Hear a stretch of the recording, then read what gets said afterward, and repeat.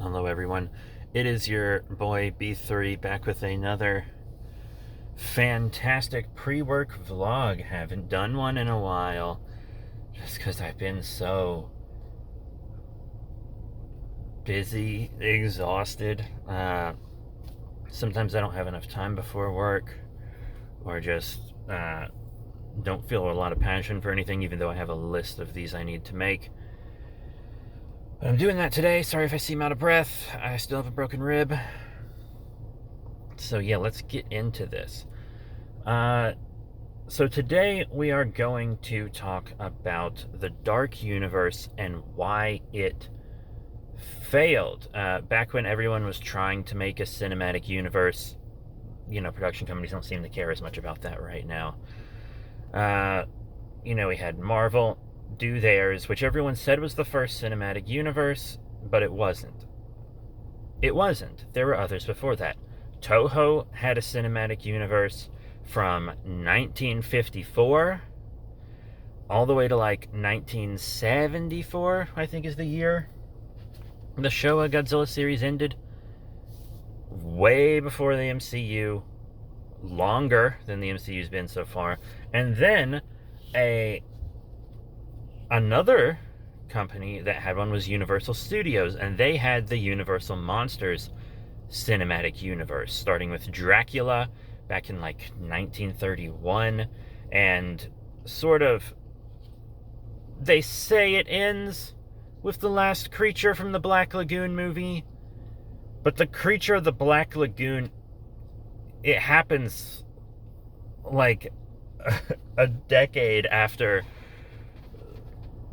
well, it comes out like a decade after the last true Universal Monsters film, and there, you can tell it doesn't have a continuity with it.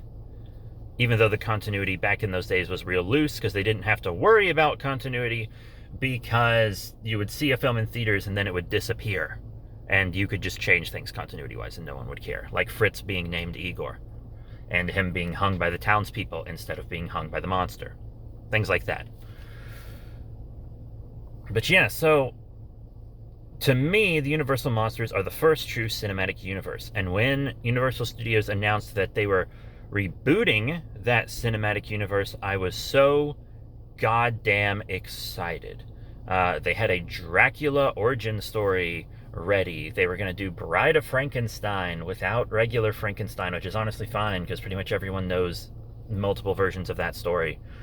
They were going to do a new Creature from the Black Lagoon, a new Mummy, a film that I think was just called Dark Universe, that was basically a House of Dracula, House of Frankenstein monster team-up film, or monster versus film. And it failed miserably. It had two movies. They were both horribly received, and it just never really got off the ground in a way that mattered. And I want to talk about why it failed. You've probably guessed a lot of reasons. Like, there are a lot of things that are very clearly obvious, and things that other YouTubers have talked about before, way before me. And I am going to touch on those things just to give this a sense of completeness, but my final point is going to kind of be my hot take that I never see anyone talk about. And I'm saving that for last to make you watch the whole thing, because I need the watch hours to get monetized again. Not that I would make a cent monetized anyways. But yeah. So, first off, it was just rushed. So the first film was Dracula Untold, which I admittedly have not seen. I loved the concept of it. There are a lot of vampire films about someone becoming a vampire and dealing with it. There are a lot of vampire stories in general like that. But Dracula in popular media, even in stuff where he's like completely rewritten and everything, he's always portrayed as an old, ancient soul, pretty much no matter what. He's always ancient, often considered like the original vampire that created the vampire line. So we never really get to see a real origin of Dracula. And I thought that was a great concept for the film. The trailers and marketing and promotional materials and stuff, they gave me a sense about the film that it wasn't what I wanted to see. And I will touch on that more in my hot take. I have to kind of leave that a little ambiguous for suspense's sake. It was poorly received. So they were like, "Oh, no, that won't be part of the cinematic universe. No, that's just a Dracula film. Yeah, we're gonna have a different Dracula in the cinematic universe. No, it's gonna start with the Mummy now." And everyone was really excited for the Mummy. Well, some people were, and then some people were like, "We don't want a reboot of the original." But ironically, the Mummy that they loved from their childhood, the Brendan Fraser kind of 90s, early 2000s Mummy, that's not the original Mummy. That is a remake. It's a remake I really like. It goes full into the pulpiness of it. It's just a full fun pulp adventure. And I will make videos about those films and Scorpion King films one day. But the original Mummy is like the Boris Karloff 1932 Mummy, who was part of the Universal Monsters cinematic universe, but never crossed over with the other monsters. Mummies, I feel like, often get dealt a bad hand as, fictional monsters. I don't know. I guess that's because they're like really specific to an area of the world, maybe, and it kind of hard to write stories around them. But there was a series of Mummy films. There was like the Boris Karloff one, and then the one right after it was almost kind of a reboot of the Boris Karloff one. And then all the ones after that are in continuity with it, except the Abbott and Costello one, which is like alternate universe. Kind of like Joker is with the DC stuff, because DC doesn't care about its continuity anymore, which is making it better. But we also have this Mummy film, and now the trailers for it had me really intrigued. And I actually found it kind of a fun watch. I saw it in theaters. Rewatching it on the small screen, I was like, ooh. But on the big screen, I enjoyed it a lot more, as you often do with films. I liked the aesthetic of their Mummy. I liked her story. I liked her power set, her supernatural monster abilities. I liked all that. But the film was so concerned with being a Marvel movie. So many jokes cracked, and they weren't good. Like ever. There was this TJ Miller ghost, and I'm already not really a fan of the type of characters that like that he often plays. But yeah, that was annoying. Tom Cruise was fine. Etc. We had Russell Crowe as Dr. Jekyll and Mr. Hyde. Didn't belong in the movie at all. There's this big organization that investigates supernatural stuff and monsters, and it's like, fine, cool, that's great. But don't make them a huge part of the movie where you're explaining it, and then their place is full of Easter eggs and hints to the future, like the Pleistocene hand. Is that what they call it in Creature from the Black Lagoon? Like, it's in a jar, and then like a vampire skull with the fangs is displayed promptly, and there are full shots of these things. Like, they aren't just in the background. Like, they took the time to take shots of these things so we knew that those monsters were on the way, even though they'd announced a fuck ton of films already, and we knew they were on the way because the internet spreads the word so quickly. But it's just this huge part of the movie where Tom Cruise is just kind of like there. I wish that like that organization would have been there, but they kind of would have been like background and stuff and not have a big role. Like, like how Phil Coulson is in Iron Man and he's with S.H.I.E.L.D., but it's not played up as this big spy organization. It just seems like a regular government thing that wants to debrief Tony because he was captured by terrorists. They should have been played like that, and not made a big deal out of them to set up 1,000 movies. Because if you spend half your movie setting up other movies, your film's going to be bad.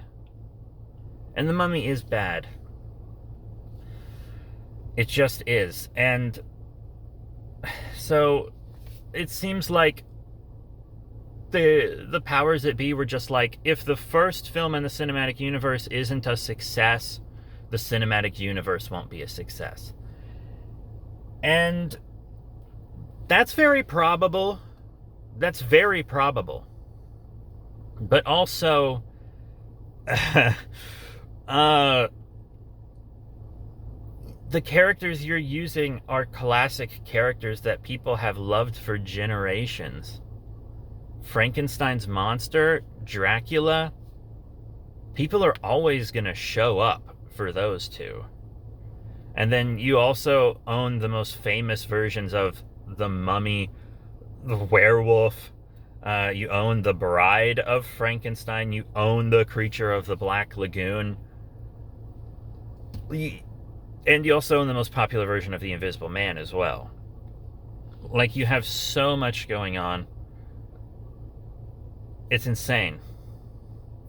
But, like, you could have devoted so much to the Mummy.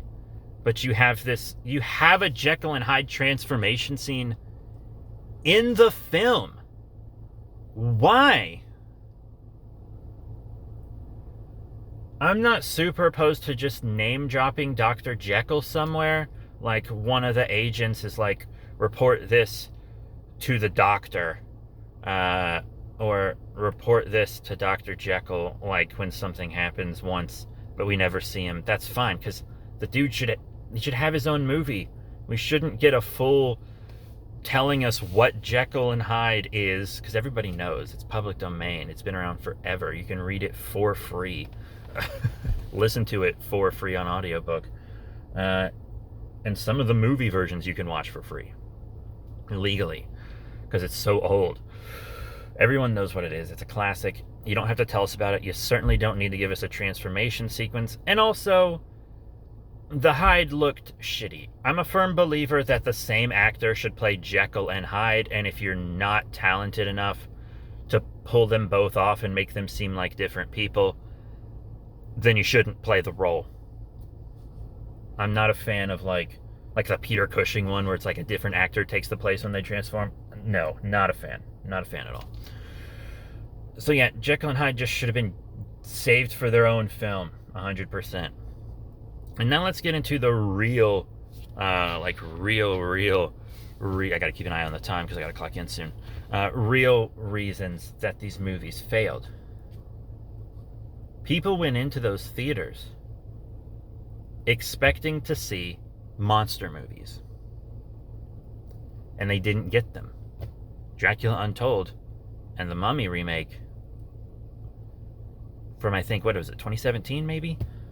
Those films aren't monster movies. Oh, but B3, it's a vampire and a undead mummy.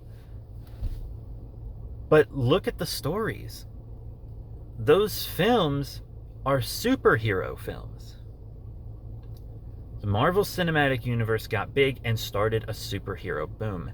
Everyone wanted that cinematic universe money, and everyone wanted that superhero money. So most of the cinematic universes popping up, I'd say about half of them, were superheroes. Like, what? We have like 3 superhero cinematic universes right now. Marvel, DC, and is it Valiant or something? And then we have The Conjuring, which is a very loose cinematic universe, I think. And the Monsterverse, which still kind of makes the monsters superheroes, but with the kaiju, it's a way that works because that was established like back in the 50s and 60s. But yeah, it's really insane. Also, kaiju movies aren't always horror, so they don't have to always act horrific. So, they wanted Dark Universe to be a superhero cinematic universe. So you have Dracula Untold, where he gets his powers and he's trying to, I think, use them to fight evil. Very un-Dracula. And usually if Dracula is fighting evil, like in Helsing Ultimate, for instance, it's like, oh, he's still a bad guy, but he's like bound or something. or like he's defeating a different evil so that he can go through with his plans because they're in the way. But I heard that he was a heroic character, and I was like, really? And that was very much portrayed in the marketing. They marketed it like a superhero film, and I was like, no, I don't want to see that. I don't have a problem with a vampire superhero, but this is Dracula and the start of a monster cinematic universe. Because, like, I like Blade and Tempest. I need to review Tempest on the main channel from Big City Comics. But, like, come on.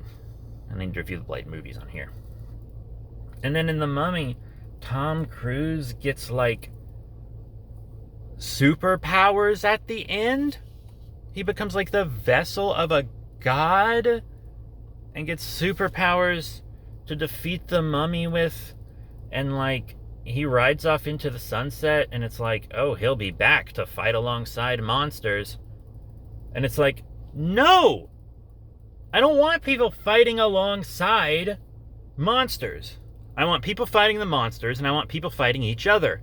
If you're going to reboot your old cinematic universe, which was horror, but you're going to give us superhero action films, you're not giving the people what they're paying to go see.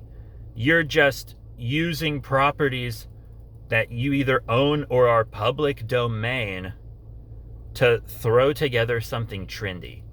It was absolutely devoid of any real effort. And they didn't stand by their work. The film that was supposed to start off the cinematic universe, they just threw it in the garbage when people didn't like it. The thing about a cinematic universe is it's gonna have bad entries. Iron Man 2 and 3 are bad. Ant-Man and the Wasp is bad. Thor the Dark World is bad. But people still love the MCU. I could name other bad MCU films, but I'll hold off on that. It's just... it's insane. It's absolutely insane. It really is. And I feel like all the time that if they would have just started this cinematic universe like now, it would probably be very well received, and they probably wouldn't feel the pressure to make it superhero-y.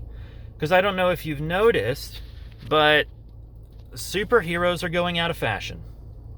The genre cycle for them is ending, and it's renewing with monsters. We're getting tons of monster films.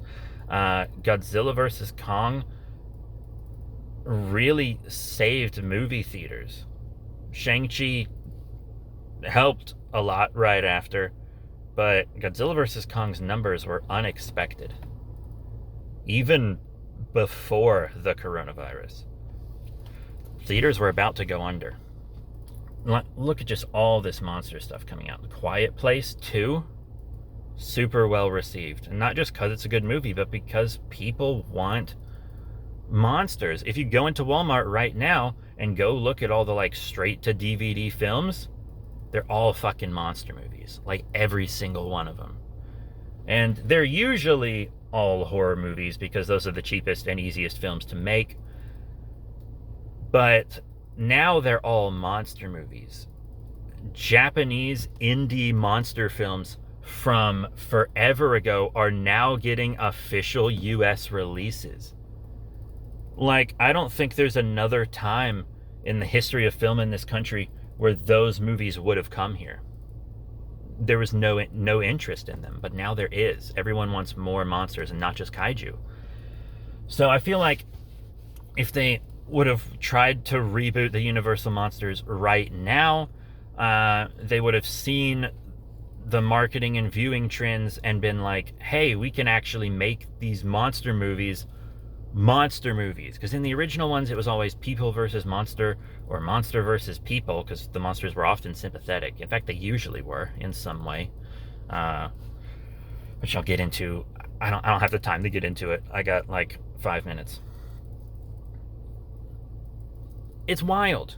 It's absolutely wild. Because if the Dark Universe would have started right now, one, hopefully they would have a better name for it. Monsterverse was already taken. That would have been perfect. And Universal Monsters isn't really something that works in the modern day, but I would have thought of something better than Dark Universe. Worlds of Monsters. I don't know. That's just off the top of my head. That one's not even that good, but still. It's better than Dark Universe. You need a name that lets you kind of know what the universe has and is about. It's wild. I know I've said that a lot. It's wild. It's insane. But yeah, if it came out now, they would easily be willing to make monster horror films. Because in the original ones, you also had a lot of monster versus monster. It was just... I miss that. I was so excited for Dark Universe. And then it was just to make a quick buck. They didn't try, and that's why they failed. But that's my hot take. They tried to make a superhero action thing with horror monster characters, and it didn't work out. But probably would now. But if they tried to redo it, everyone would just roll their eyes and be like, fuck off. Just fuck off. So yeah, that's it. Thank you all very much for your support. Remember to rate, comment, and subscribe. Check out all the links in the description below, Facebook, Twitter, etc. I gotta pop my name tag on and clock on in. So that's it. Thank you all once again. I'll see you all next time.